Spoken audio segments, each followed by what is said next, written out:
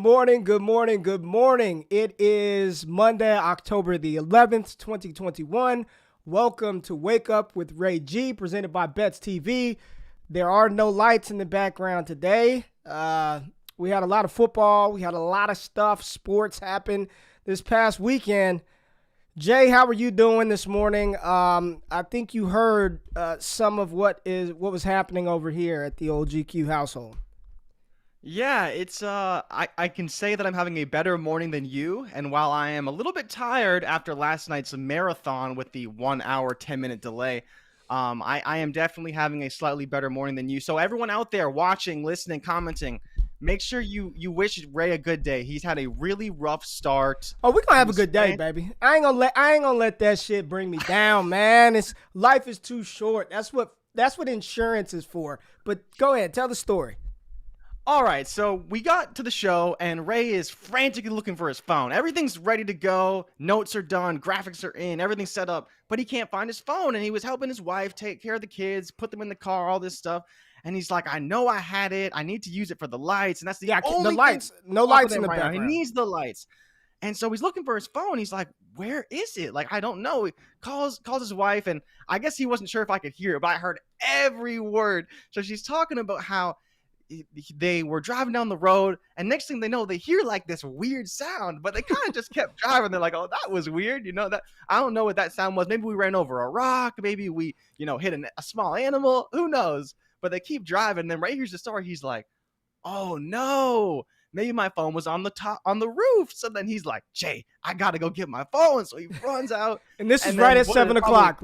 Right at 7 o'clock. 5-10 minutes later, you're like, oh, I found it. Now the thing is that we got to see the phone. I told you I didn't want to see it before the show. We got to see the phone. How does it look? Yeah, so again, I'm trying to, because I do this show at 7 in the morning, my wife's a school teacher, so she's got to drop the kids off at daycare. So my routine, I get the kids ready, put them in the car, put them in the truck, and then they go. So as I was putting my oldest in, I put the phone on top of the roof of the SUV. And I guess I forgot it there. So I'm trying to ping it off the iPhone. I'm like, she fucking took my phone. I know she has it. And she's like, oh yeah, we did hear something. And your son was like, Mommy, what was that? And they just kept cruising. So I get in the car, get in the truck, and I'm hauling ass down the highway.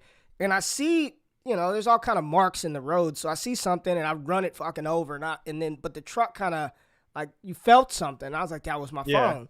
But it's a 2-lane highway. So you can't just stop and like whip a U-turn. You gotta like drive down, turn around, pull over, put the hazards on.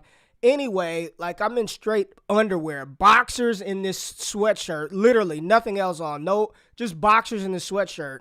And I get out, run into the freeway, and the phone is face down. It's got an OtterBox on it. So I'm like, cool, we're in good shape. Oh no. Oh, yeah, man, you even got like a white line there? Yeah, there's a white line in it. Yeah. The phone is done. We're going to have to hit up Kevin for a new phone today. The phone is done. It looks like it was it looks like it was shot with a BB gun. I just got this damn phone. What's this, the 13 Max Pro, whatever it is? No, I think you said the 12 Pro Max. So now you can get the 13. No. This is the Oh, no. Yeah. No, it isn't. Yeah, it is. Yeah. That phone's been out like a couple weeks. Shit happens, man. Life happens, but we delayed the start of the show because of phone gate, like the Chiefs and the Bills delayed the game last night. But we're here. We're excited to talk about where are my notes at? Where's my show sheet at? Here we go. We're excited to talk about the games. Excited to talk about everything that happened this weekend. So we're just gonna dive right into it. Let's get into the morning run. Wake up. This is the morning run. Run, Forrest, run! The jokes continue to pour in. Your phone looks like Deontay Wilder's face, and that is exactly what we're going to start off with today. The Wilder-Fury fight, the trilogy, the end of the trilogy. This was a great fight. I don't know if you got a chance to watch it, Jay, but I was tapped in. I was tapped in from the opening bell to the final piece of commentary that I was eligible to watch. And Deontay Wilder. What does that mean? What does that mean? What, you didn't buy it? Okay, so I'm the biggest fraud on the planet. I wish I had a clip for this. I wish I had a clip for this. So here's the thing. They've already got their millions. I wanted to support the people who didn't have a lot of money. So I went on this big. Floyd Mayweather ain't got millions, is what you're saying. He ain't got So I millions. went on He ain't this- got billions. I went on this big rant during the Logan Paul Floyd fight, and then the Jake Paul Tyron Woodley, because I actually paid for those fights, right? I'm like, you support people, you support creators, you support artists.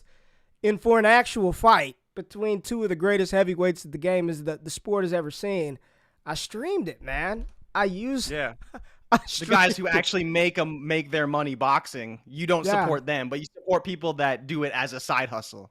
I see where your priorities lie, Ray. I see you. And you disparaged me for not paying for the fight. I did. You told me you should be paying for the fight. I did disparage you.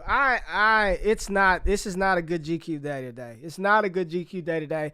But Tyson Fury, TKO in the 11th round. Wilder, after he was checked for multiple concussions, just left the boxing ring. No interview in there, no handshake, no hug.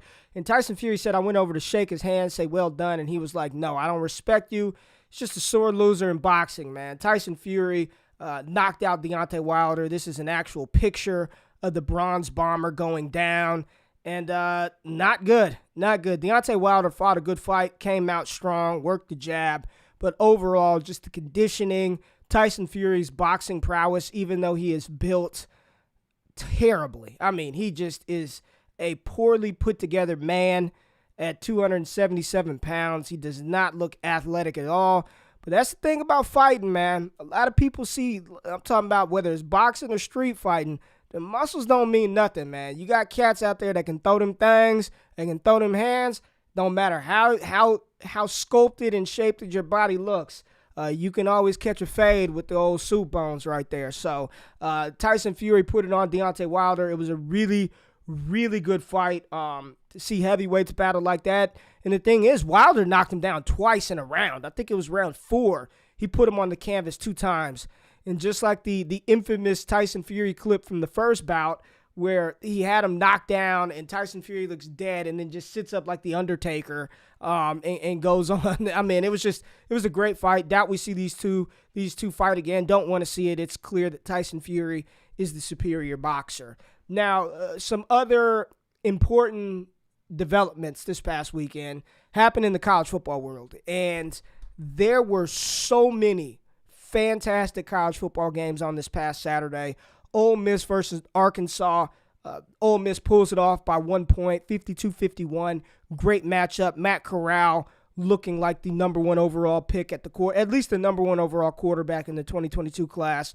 Fantastic job. 90 yards on the ground, over 200 through the air, no turnovers. Doing exactly what we needed Matt Corral to do this year. What we wanted to see out of Matt Corral was improved decision-making, turn down on the turnovers, which he's done, and he's played masterfully. I mean, just a fantastic quarterback prospect. We saw the mighty Alabama Crimson Tide. Like, a lot of people would think this is the lead, but they didn't play well, man. Texas A&M, unranked at home, put a whooping on Alabama, and I know the final score was only a 3-point win with that field goal, but Alabama had to scratch and claw to get back in that matchup. Jimbo Fisher, I give him hell, does the least with the most. He figured out a way to take down Alabama, and what's clear is, as good as Alabama is, this is not the Alabama of last year. Bryce Young may be the most talented freshman quarterback they've ever had, but overall as a team, there's some holes inside this Alabama team, and they are going to have to beat Georgia in the SEC title game if they make it there in order to make that college football playoff. They're going to have to, and I'm not sure that they can beat Georgia because Georgia absolutely annihilated Auburn, looking like the best team in the country.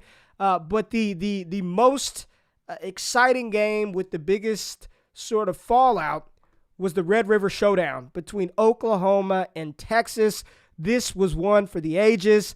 Bruning, I see you talking about the Buckeyes going to the playoffs, probably, which is that's the thing in college. If you're going to lose, you need to lose early. You'd rather lose early than late in college football, especially with the way this playoff is done.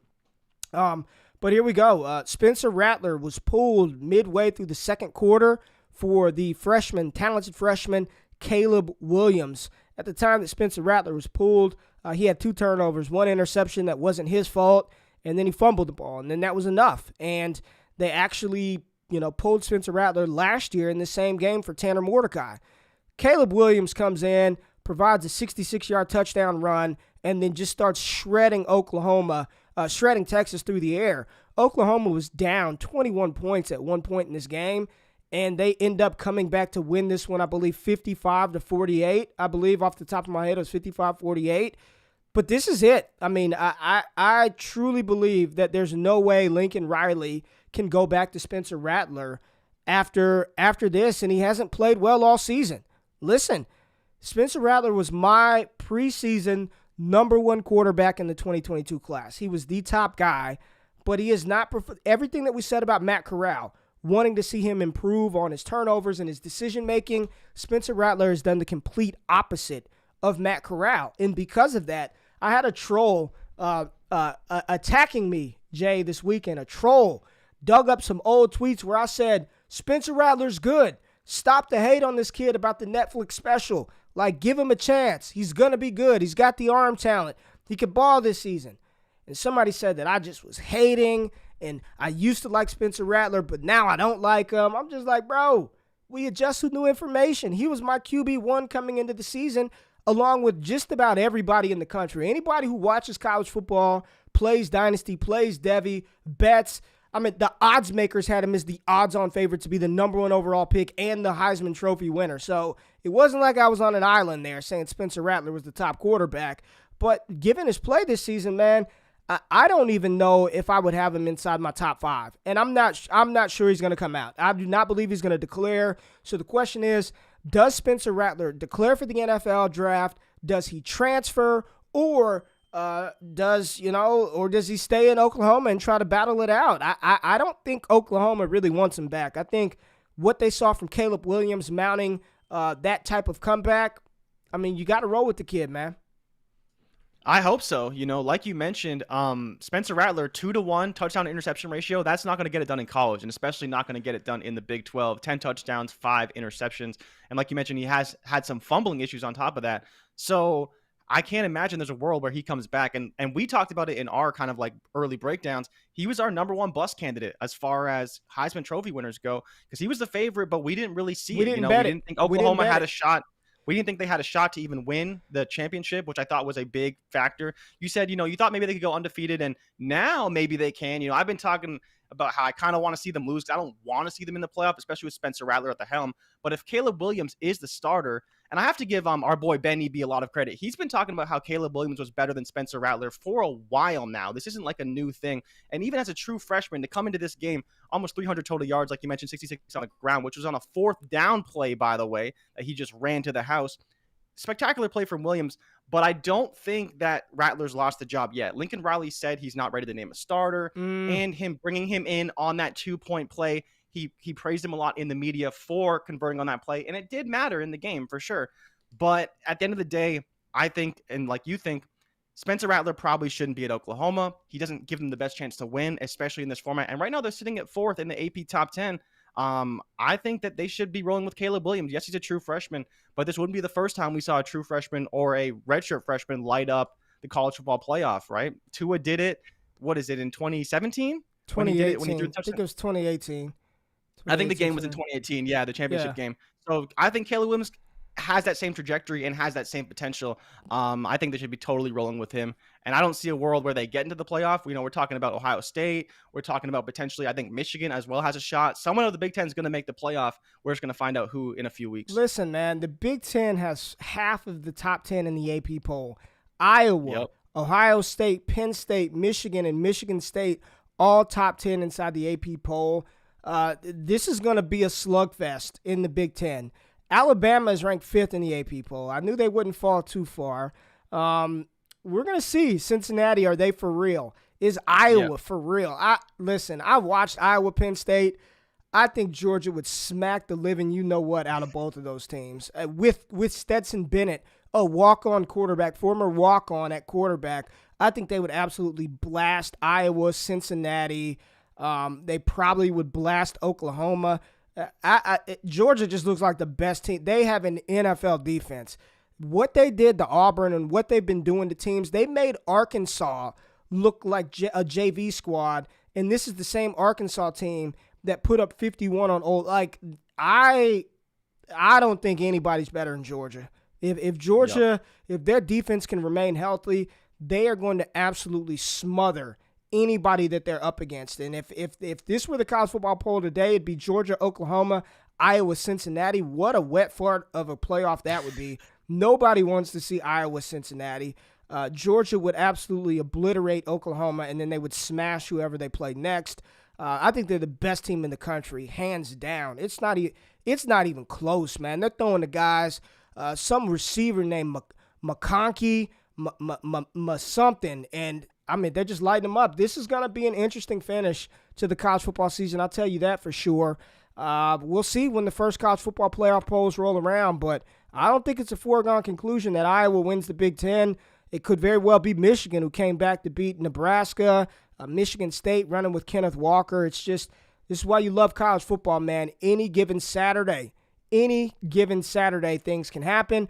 But what's happening in the NFL right now, injuries are just like taking over, man. I mean, goodness gracious. The Giants literally lost everybody. Apparently, Saquon Barkley's injury is not as severe as it looked. It was just a typical swell. It's a low ankle sprain. He may miss a week, I believe they said, a week or probably two. Probably two. I think they said that he's definitely missing this week. He has a chance to come back next week, but I believe they said they have the bye, which would be week 8. So I think they may just hold him out all the way through the bye, come back week 9, fully healthy, 3-week recovery. They said he's definitely out this week and could be out next week, but we'll see what happens. And they're 1-4, so I don't think they should be rushing back their generational running back for the sake of trying to compete in a division they're not going to win. Those of us who drafted Saquon early are not yielding those returns. It's just brutal. Daniel Jones tried to run one in and it was kind of scary. I mean, he was staggering around like he got TKO'd in a boxing match. So prayers up for Daniel Jones. Kenny Golladay, death taxes and Kenny Golladay being injured. He's hurt. I think it was a knee sprain for Kenny Golladay. Juju hurt shoulder. You know, he was crying walking off of the field. Didn't look good. Damian Harris, ribs are jacked up, and he fumbled the ball. Go ahead and go get ahead of the curve and go get Ramondre Stevenson. I mean, his time is coming. Damian Harris has not seized the opportunity. Again, another reason why I wasn't bullish on him coming out of college either. Justin Fields got a little banged up. I saw him leave. Looked like a kind of scary thing, and then he comes back in, so he's probably going to be bruised up. Joe Burrow goes to the hospital with a throat contusion. Don't know what that is, but that sounds painful, but they're not saying that he's going to miss any time. And then Clyde Edwards-Helaire, I'm just going to be honest with y'all. I didn't watch the second half of the Kansas City-Buffalo game. I tried, but it was the delay, and GQ couldn't make it, man. So I'm box score watching that one because I couldn't finish it. But apparently CEH was hurt, which is... Yeah, limped off under his own power, but it definitely looked like a pretty bad sprain. But we don't know the status of the injury just yet. Obviously happened last night, but it's a knee sprain, more likely than not. And to talk about Justin Fields, it looked like a hyperextension of his knee, which is one of the reasons why it looked so ugly. But yeah, Clyde, it was the same type of thing, knee injury, limped off on his own power, but definitely was struggling. So it could be an MCL, it could be a strain, but you're probably looking at multiple weeks for him unless he kind of has a miraculous recovery. So who do you want in that Chiefs backfield? Do you want Darrell Williams, or would you take a shot on Jerick McKinnon? I think I'd take a shot on McKinnon, man. I mean, he looked okay. He played a little bit more. All costs equal, I would still roll with Williams. I think he's had that role and played well on that offense before. And he did look pretty decent coming in and has looked decent before, especially on the goal line. But I think it just means Mahomes is going to throw the ball more. Like, we kind of know how this works. If they don't have a running back, they're just going to throw it. Mahomes threw the ball, I believe, 54 times yesterday because they couldn't run the ball. They were down. So he just kept jacking it up. And I think this is good for everyone involved who has Kelsey, who has Tyreek Hill, potentially who has Mecole Hardman. They were all involved last night. And I think this is how the Chiefs are going to have to win. Another loss for the Chiefs. I don't know. Does this put them at 1 or 2 and 3? Dude, what are they? What are the Chiefs' record? AFC West. I don't even know, man. 2 and 3. 2 and 3, man. Yeah. Because they won last week on a big win over the Eagles, but since then, man, they've been just reeling overall against these good teams. Lost to Baltimore, now losing to Buffalo. It's just these. What is it, and the man? loss to the Chargers, What do you think it is? I know their defense is not good. It's the defense, man. You can't chalk it up to anything else. You just can't allow this many points per game. The lowest points per game they've allowed this season, let's see, they allowed 29 to the Browns, 36 to the Ravens, 30 to the Chargers, 30 to the Eagles, and then 38 to the Bills. So they basically haven't allowed less than 29 points all season long. And while we know they can score, it's just you can't sustain this type of success when you have to score 30 points a game just to win. I hear you, man.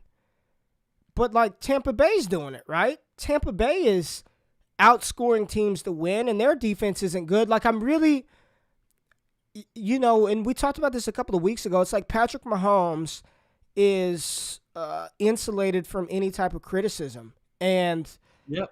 I don't know, man. It's like their offense is all or nothing. It's like boom, bust, home run or nothing. They don't establish. They don't have a ground game. They run Clyde every now and then, and I think Clyde is a fine running back. He's not the number one overall running back in the class, right? He shouldn't have been drafted ahead of Taylor. He shouldn't have been drafted ahead of DeAndre Swift or J.K. Dobbins. We got all of that, but he's still a competent NFL running back. But they don't even try. Like, if I'm a defense, they don't use him at all. If I were a defensive coordinator, I'd say just don't let Travis Kelce and Tyreek Hill beat you. And if Mahomes wants to run around, and for all the crap that Chris Collinsworth takes for his broadcasting abilities, he made some really good points last night.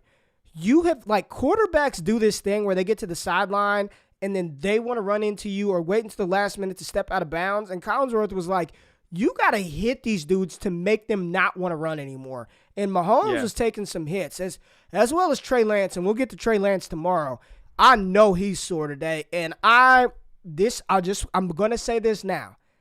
I have real bad RG3 vibes with Trey Lance. Like, if they're going to run him like that and not teach him to slide and protect himself, he's going to get hurt, man. Like, we see Lamar Jackson run a lot, but Lamar Jackson rarely takes hits. He's going out of bounds. Like, he just doesn't, right? He doesn't take hits.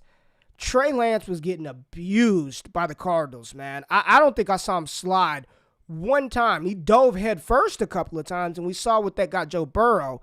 But they've got to teach Trey Lance to slide. But back to Mahomes, if he wants to run around and beat us with his legs, if you're gonna tell me Clyde's gonna run for 150, then that's fine. But I'm not gonna let you go deep to Tyreek, and I'm not gonna let you cut us to death with Travis Kelce. And it doesn't look good for Kansas City, and the defense is bad.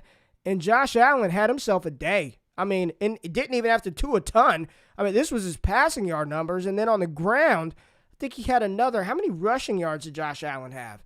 I believe he was over 40 or 50, and he had one on the ground, because that first drive, they were just pounding the ball with Josh Allen, doing a little sweep to the left, and they were talking about how they were running the Ravens plays where they're pulling guard and tackle to fill that gap and then running it with Josh Allen. Honestly, a great game plan overall. But you talk about with Mahomes, he just played terrible. Like, he threw with a pick six off Tyreek Hill's hands, and he's just – I don't really know what to make of him. And he's just making a lot of mistakes out there. And I don't know if they're self-inflicted. He's trying to do everything he can to win. But to your point about the Bucs and Tom Brady's not throwing as many picks. And on top of that, the Bucs have only allowed 29 points one time this season, right? Yeah. To the Dallas Cowboys week 1. The Chiefs are allowing that every single week. So it is still a drastic difference as far as pressure and all that. But Josh Allen was spectacular. Now currently the odds-on favorite for MVP plus 400. And I think this is well-deserved. I've talked about this multiple times on the show. Josh Allen deserved the MVP last year. It was just unfortunate for him that someone else had a better season. And I think that's going to carry over to the voting process this year. You see this in sports a lot, where players who were on the cusp last year get a little bit of a nod over a player who's ascending this year, like a Kyler Murray, who's been the favorite for a few weeks now. Josh Allen, if he takes the Bills and he wins the AFC and he does everything he has to do during the regular season, I think it's a very, very, very good shot he wins MVP this year. We're going to get into Justin Herbert, of course, who as well is ascending up those MVP ranks. But Josh Allen, I think, deserves to be the odds-on favorite right now, especially with how he played yesterday with his 4 touchdowns. Yeah, and I'm looking at BetMGM right now. I think you got your lines from did you get them from DraftKings, the odds? Yeah, from DK. Yeah, so on BetMGM, they still have Josh Allen at plus 450, Kyler Murray third at plus 500, and Tom Brady, after his unbelievable performance, he's third at plus 650. Patrick Mahomes down at 16-1, plus 1,600 for Mahomes. Justin Herbert still 650. Dak Prescott still 650. I've got action on Josh Allen, Tom Brady, and Dak Prescott for NFL MVP. So I'm looking good. I've got a good shot here at hitting some of these. And real quick, Heisman odds. I just want to say this one more time. Y'all, I understand that Bijan Robinson is the best running back in college football. I get it. He is not. I repeat, he is not going to win the Heisman. Stop putting money on Bijan Robinson to win the Heisman because your C2C bias, your Devy bias, your Dynasty Rookie Draft bias makes you go crazy and bust a nut every time he touches the football. He's not going to win the Heisman. He's putting up regular running back numbers, okay? He's putting up regular college football rushing numbers. Yes, he's gone for over 100 yards in 3 straight games. So is Kenneth Walker and every other podunk running back in college football. Outside of him going for 200-300 yards multiple times in a season and Texas being in contention to push for a college football playoff, he's not going to win it. It's not going to happen. Historically, it is not a smart bet. He's not going to win it. And right now, after his Heisman moment that I saw everybody talking about over the weekend, he's still sixth in the Heisman Trophy odds at 14-1. Kenneth Walker has better Heisman odds than Bijan Robinson right now, and deservingly so, because he's putting up better rushing numbers than Bijan Robinson. So stop with the Bijan Robinson is going to win the Heisman. Anybody who's telling you that, they just don't understand the world of betting. They just don't get it from a historical perspective, and they're letting their NFL draft bias seep into an award that historically does not go to the running back. Right now, after the weekend, Matt Corral is the favorite at -200, followed by Bryce Young. I think Desmond Ridder, Kenneth Walker, and then C.J. Stroud, I know, is inside the top 5. So interesting you said that, because when I just looked it up on DraftKings right now, they actually have Bryce Young back as the favorite at +180, but Corral still sitting at 200, C.J. Stroud at +800, Kenneth Walker 1,200, and then Ridder at 14, tied with Bijan Robinson. So interesting point, because I was kind of with you. With Bryce Young losing, I thought for sure his Heisman odds would go up in terms of betting, and Corral would still be the favorite. But it's still a close race. You know, we'll see what happens. But spectacular performance from both guys. But Bryce Young's probably gonna have to basically will them into the playoff if he's gonna win the Heisman Trophy. Well, who do you want to talk about? You want to talk about the Chargers game, or we can start with Dallas, man. Let's start with the Cowboys, right? Let's start with the Cowboys. Another impressive win. Trevion Diggs, another interception. I mean, I just want to start with him. I mean, Defensive Player of the Year right now, right? Yeah, I get it. He's probably pretty close to Defensive Player of the Year. It's just funny because you see both sides of it, where people are like, "Oh, another pick," but then you see the Giants fans coming out with Tooney routes of Tooney straight cooking Diggs. It's Tony. Kadarius Tony. Yeah. Tooney. Yeah. Tony. Tony. But yeah, Kadarius Tooney. Tony. What did you say? How does it go? It's Tony, bro, not Tooney. That's Joe Tooney, the lineman from the Chiefs. Tony was cooking. Yeah. He was cooking Diggs all day long. Yeah. 10 receptions, 13 targets. What was that? 160 yards, 189 yards, and 1 attempted TKO. Who was that on? I forget. Was it on Diggs that he tried to punch out? No, I think it was Anthony Brown. But the crazy part is, when he got ejected, there was still like a lot of time left. He probably would have been well over 200 receiving yards had he not lost his cool. And what sucks about this is I wonder if he's going to end up in Joe Judge's doghouse because of this. Yep, I think so too. Part of me is like, they were out of it. They weren't going to win. And Kenny Golladay is hurt. I don't know what the deal with Sterling Shepard and Darius Slayton are, so a byproduct. Supposed to be back next week. He looked good, man. They're supposed to be back next week. He looked spectacular. He looked good. You know, and a lot of people are eating crow on this one because the analytic community said that Tony was garbage because he did nothing the first 3 years at Florida. He was a high school quarterback, and we actually saw him get to play a little quarterback in this game. They put him in and run a wildcat. He almost scored a touchdown. But a lot of people were like, he sucks. He's not good. He's terrible. And then he goes out there and he's just looking awesome every time he touches the ball, route running, explode. The stuff that actually matters, the stuff like when you get on the field, your play, what actually matters when you get on the field and put pads on and, you don't have your notebook on the field and you don't have, he looked good. Listen, I like him. It looks good, man. Trust the tape. Tape don't lie, man. Kadarius Toney looked good. Dak Prescott, 22 for 32, 302, and 3 touchdowns, 1 interception that came early. Zeke, that Texas, and Zeke going over 100 yards again. Tony Pollard, 75 yards on 14 carries. Zeke had a touchdown on the ground. Did you see that touchdown play that Kellen Moore called? I'm just praying that he doesn't get ahead. Like, Dallas needs to retain him. I hope not. I do not. Where would you want to see Kellen Moore at? Like, what would be a great destination? I think if he goes to Chicago with Justin Fields, man, oh my God. Honestly, where I give him a lot of credit is I don't think he has an archetype as far as quarterbacks go. Like, I think Dak Prescott can do a bit of everything, and so he utilizes that effectively. But I do think that he's a pretty creative play caller where he could do pretty much anything. Like, I think where honestly I'd want to see him is probably with the Jets and Zach Wilson. Yeah, that's not. They just hired Robert Saleh. They're not. I know. That's not going to happen. It doesn't mean it's not going to happen. Saying, another choice. Fits. I want him to have a very strong arm quarterback. So, I think Fields would be a great fit because Nagy's got to go. Like, there's no ways around it. But I'm trying to think of who else could get fired. Who else do you think is on the firing block? Like, would you want to see with Trevor Lawrence in Jacksonville? That would be a good fit. That'd be a good fit. Denver, depending on what they do. Mike Zimmer in Minnesota. Yeah, maybe. Who else is on the block? Not Washington. I think Ron Rivera's safe. They're not going to can Ron Rivera. I don't know, man. Do you think that Dan Campbell's on the block? I don't think so, man. Did you see his post-game interview?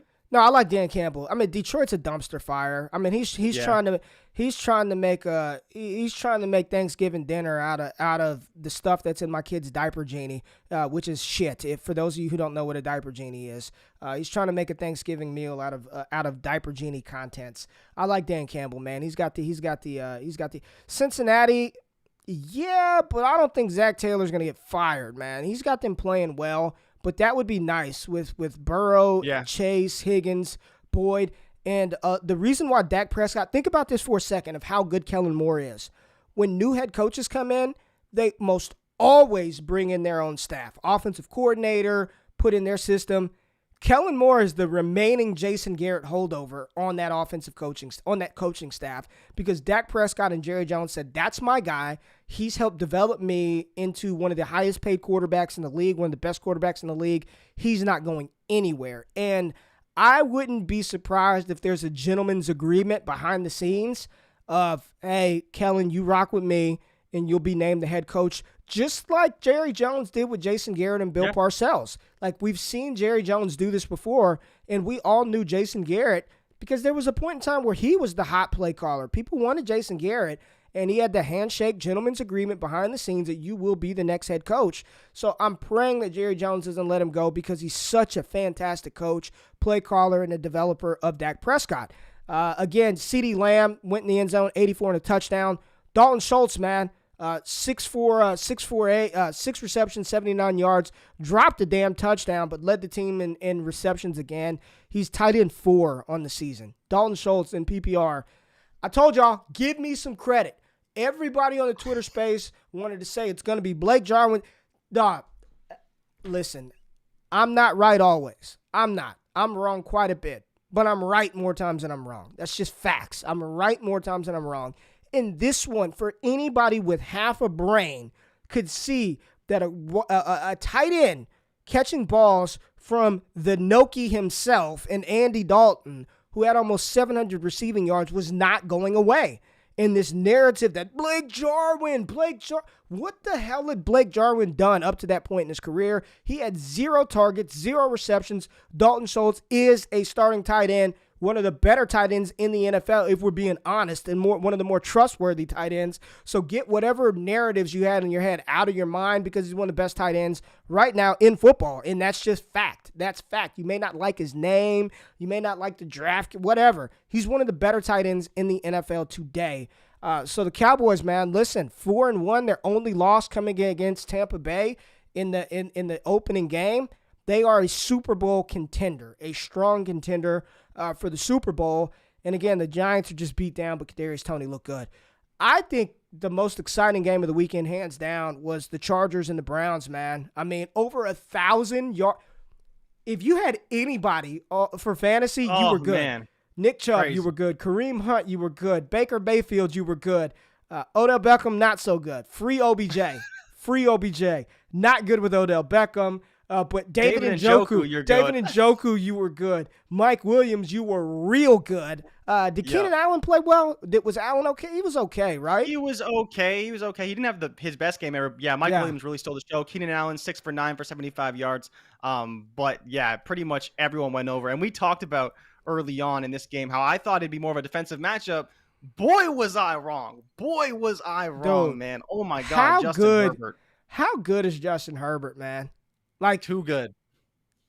How that son of a you-know-what messed up my Russian prop, too. This is the game he decides to go nuts on the ground, right? It just pisses me off. Just throw the ball, Herbs. Damn. Messed up my QB Russian prop, but I got it back with Patrick Mahomes. I was 4-3. We'll talk about the bets tomorrow. I was 4-3 in QB Russian props. Still a profitable day of betting.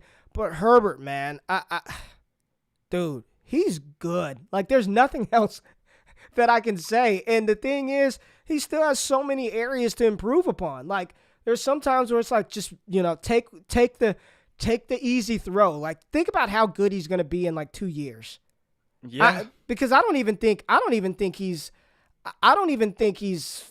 even close to his ceiling yet, man. He hasn't even played 16 games. He hasn't even played 16 games. I think he's played 20 games. He's played 20? He just had his 11th 300-yard game, though.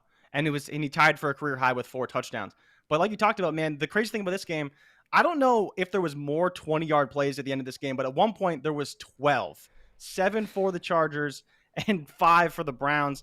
There was 4 touchdowns, 40-plus yards. It was just ridiculous, like big play after big play after big play. Kareem Hunt going nuts in the red zone, like we talked about, Kareem Hunt's utilization in the red zone. And then Nick Chubb busting off big runs. Mike Williams wide open down the field 2 times, and this time Justin Herbert didn't miss him.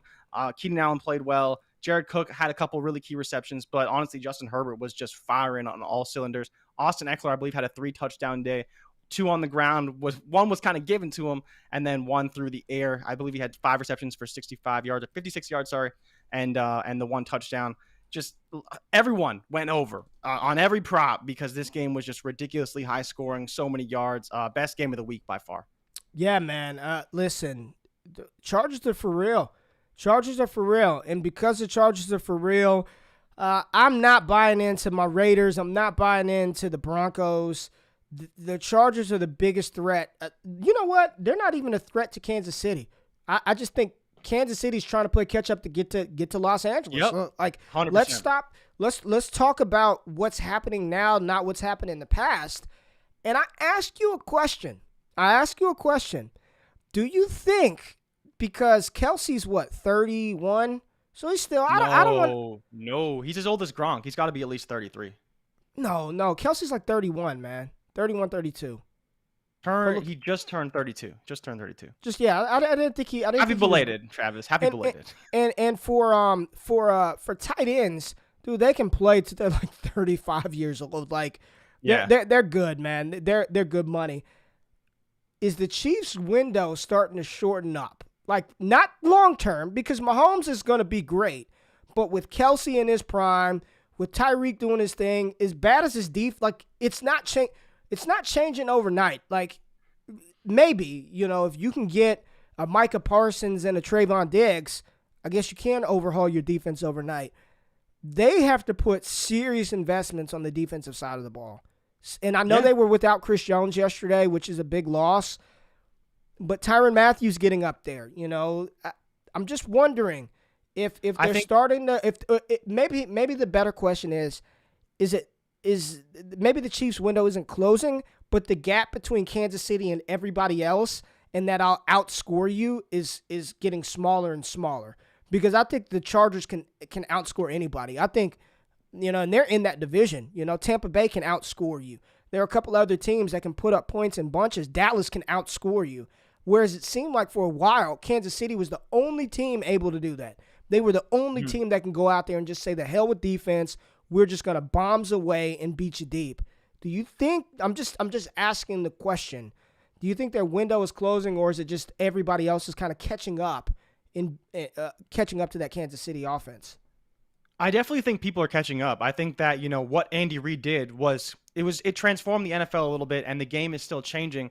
But like you talked about, there's some spectacular play callers in the NFL right now, and they're only getting better. But like you mentioned, these guys are getting up in age, but I think more importantly is all these contracts are starting to add up. They're really relying on these big, highly paid guys to get them through these tougher times, and they're just not able to do it because you have Justin Herbert on a rookie contract. You have Derwin James, I think, just started his extension. Asante Samuel on a rookie contract. All these guys that are just really lifting up these teams on cheaper deals, allowing you to have a more complete team. Kansas City, they've been here before already. They've gone through this stretch of having Mahomes on a rookie contract and playing really well. But when you don't have all the pieces and you don't have the money to bring anybody in, that makes your job that much more difficult. And that's where the Chiefs are going to be in for a long time. They got Kelsey locked up. They got Tyreek locked up. They got Chris Jones locked up. So I'm not really sure what they're going to do. But I think, to your point, this is when Mahomes was 22, 23, and the Chiefs were ascending. That's where the Chargers are right now. They're not paying all these guys tons of money, and they're able to bring in pieces. Yeah. The Chiefs are over that hump. They're now dealing with the salary constraints of having a super talented team, and that's going to be a problem no matter where you're at. And that may never change for them, as far as I'm concerned. And they're not drafting well. That's the biggest thing. They are not drafting well. Like they drafted some decent offensive linemen. They've totally whiffed on Clyde. He's not good enough for what they need in the first round. They do need to draft defense, and on top of that, they don't have anybody behind Mahomes. Sorry, they don't have anybody behind Tyreek Hill and Travis Kelce. They tried to bring in Juju, it didn't work. And I do still think they go after Juju in the offseason, but we'll see what happens. They need to pay a lot of money to get a good receiver in here, or they're not going to be able to do anything. See, and that's teams are able to hone in on those two guys too much. And that's the thing. Even if they bring in those receivers, man, they can't stop the run. They need linebackers. They need somebody. Yeah. Anthony Hitchens. You know how Anthony Hitchens was once a linebacker for the Dallas Cowboys, which seemed like I'm not even joking. He's got to be 34. Go look up how old Anthony Hitchens is, please. Like, seriously, he's got to be 34. They have no linebackers. They've got Daniel Sorensen at safety. Their defense is bad. Outside of Frank Clark and Chris Jones, how old is Anthony Hitchens? He's not even 30. He's only 29. Well, he's terrible. That's why he's no longer with Dallas. You're trying to put him in your age bracket. How dare you? Dude, how dare you do my guy Anthony Hitchens like that? I'm 35, and Brandon Staley, the coach for the Chargers, is 38. What have I done wrong in life that this is what I have to do, and Brandon Staley is out there coaching the Chargers to a potential playoff berth? Man, just demoralizing. You and Sean McVay are the same age. Dude, that's pretty funny. He's still the youngest head coach in. Yeah, I did life wrong, did something man. wrong. I did something wrong. Maybe in a form of different life, I did something wrong and I'm punished. No, I love my life. Life is good. But it's listen, they need a lot of help, man. And you're right. That pick of Clyde was the ultimate arrogant. Just like, we could do what we want. We could just add a running back and we're gonna run it back, and it's not working out. Kansas City looks to be in trouble this year, and we talked about this a week ago. I think they're pushing for it. I don't think they're going to win the division. Best case scenario, they're a wild card team, and with Patrick Mahomes and Andy Reid and Tyreek Hill and Travis Kelce, they can still get there, right? Nobody is saying that their reign is over, but it's funny because there was some dialogue on Twitter about Seattle and Russell Wilson, big injury. We didn't report Russell Wilson because we on Friday we didn't know the extent of the injury, but we didn't know it was 6 to 8 weeks, and maybe he's not back for the rest of the season, man. But their window closed during that Super Bowl versus New England. They should have had 2 Super Bowls, but when they didn't run Marshawn Lynch, their window closed, and they made a series of bad moves. trading 2 first-round picks for Jamal Adams and then having to pay him that ridiculous contract, that has set Seattle back. That will set Seattle back. And if Russell Wilson is like, I want out next year, that's it. I mean, I can see a complete overhaul. Pete Carroll gone. Russell Wilson gone. Chris Carson is already old and banged up. You don't want to see that happen. Your best opportunity to try to win is when you got these quarterbacks on rookie deals where you can surround them with talent, with good pieces. People forget Dak Prescott took the Cowboys to the playoffs in his rookie season, man. You know what I mean? Herbert, the Chargers are going for it, and I love it because this is Herbert's second season. So they still at least have another year before they've got to pay up. At least a year or two before they've got to break the bank. 3 years. 3, right? Because they have that 5th-year option, which is only $20 million. It depends on how his agent handles it. And Herbert doesn't strike me as a guy who would go for it after year 3. But if I'm Justin Herbert and I get them to the playoffs, if I win an MVP going in after my 3rd season, I'm like, pay me now. I want my money now. Oh yeah. He's going to get a Mahomes deal, 100%. 100% he's going to be the highest paid quarterback in NFL history. I mean, that's how good he is. Listen, Kansas City, they've got to figure something out because deep shots to Tyreek Hill, they work versus the Eagles, but versus a good defense versus Tre'Davious White and Micah Hyde and Leslie Frazier and that Buffalo team, it doesn't work, man. It does not work. We're a little over today. Jay, you got a couple of more minutes before we get out of here, or do you want to just end this? Oh, yeah, I'm good. All right, you want to talk Tom Brady real quick about the? Yeah, let's talk about Uncle Tom. Let's talk about Uncle Tom. Good Lord, I mean, every week. But if you're listening Dolphins are terrible. If you're listening to this on the podcast, we just put up a graphic of Tom Brady and what he did this past Sunday: 411 yards and 5 touchdowns. I mean. What else is there to say? Antonio Brown, dude, every fantasy team that I went late quarterback and stacked Tom Brady and AB is just cooking, right? Troy King, yeah. TK, my boy Troy King, he had Austin Eckler and is still getting punished because I had Tom Brady and AB. I mean, listen, he's still my pick to win NFL MVP. And this is what Tom does. He just quietly throws for 5. How many touchdowns does he have on the season, man? I mean, there's a good chance Tom Brady throws for 50 plus this year with the extra game. I mean, he's just good, man. Antonio Brown.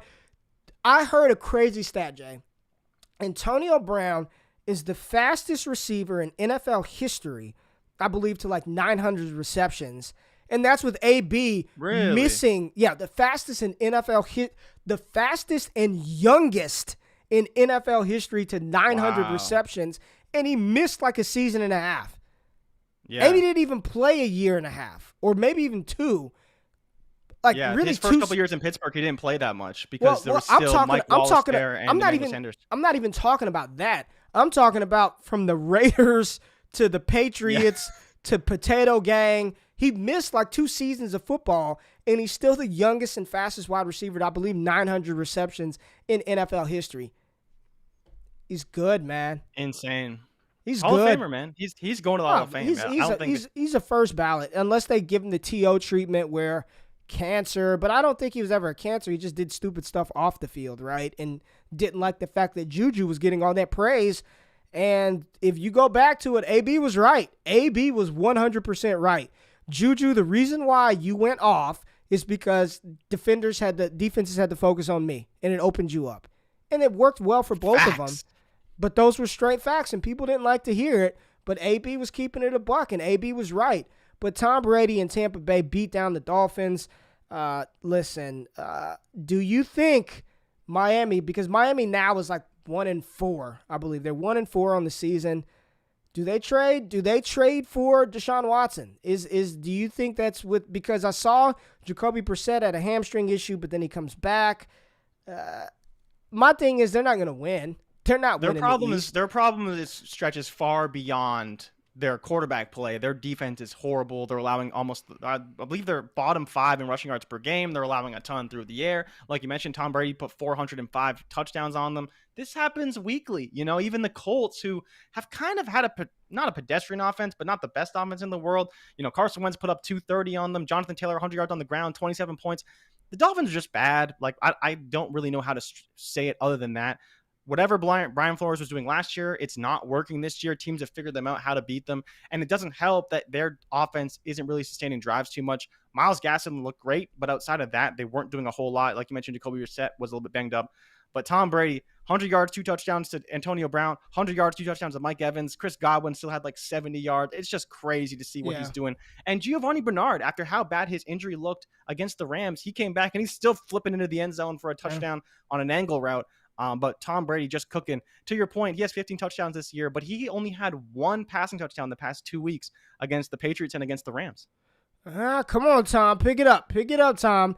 We got a Monday night game. Baltimore and the Colts. I mean, of course I want to watch because anytime you get to see Lamar Jackson play football, it's just fun, right? Lamar Jackson and Jonathan Taylor.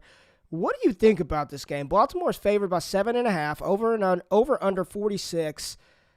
I mean, A, are you excited about this matchup? And B, who do you think wins? Well, I mean, I got the Ravens winning. I think the question is, do I think they can cover? And I honestly do. I think there's a lot of opportunity here. The Colts, like I mentioned, haven't been playing very well.